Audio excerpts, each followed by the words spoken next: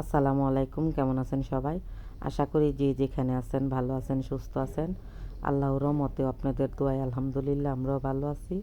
তো আজকে আরেকটি ব্লগ আপনাদের সাথে শেয়ার করব। যেহেতু আমি প্রথম থেকে ভিডিওটা করতে পারিনি, তো তার জন্য সরি। তো এটা হচ্ছে বেসনের লাড্ডু। এটা কিভাবে তৈরি করা হয়েছে তারপর আমি এটা বলতেছি।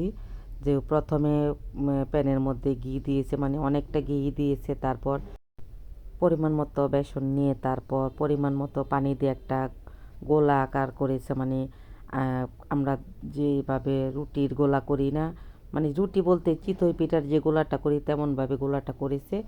করার পরে এটা ঘিয়ের মধ্যে প্যানের মধ্যে যখন ঘিটা দিয়েছে, তারপর ঘিটা গরম হওয়ার পরে তারপরে এই বেসনের গোলাটা দিয়ে দিয়েছে। তারপরে এটা অনেকক্ষণ নাড়াচাড়া করে তারপর একটু পরিমাণ ফুড কালার দিতেও পারেন বা নাও দিতে পারেন। তারপর এটা দেওয়ার পরে অনেকক্ষণ ভাজা ভাজা করতে হবে, মানে পানিটা পুরোটাই শুকিয়ে যাবে আর কি।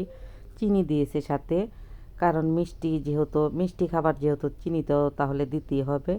তারপর চিনি দিয়েছে। চিনিটা দেওয়ার পরে এটাকে একটু মানে শুকনা টাইপের করা হয়েছে আর কি, ভাজা ভাজা টাইপের। তারপর একটু ঠান্ডা হওয়ার পরে বাদাম কুচি দিয়ে, মানে আপনার একটু মিহি করে দিয়েছে আর কি, ক্রাশ করে দিয়েছে।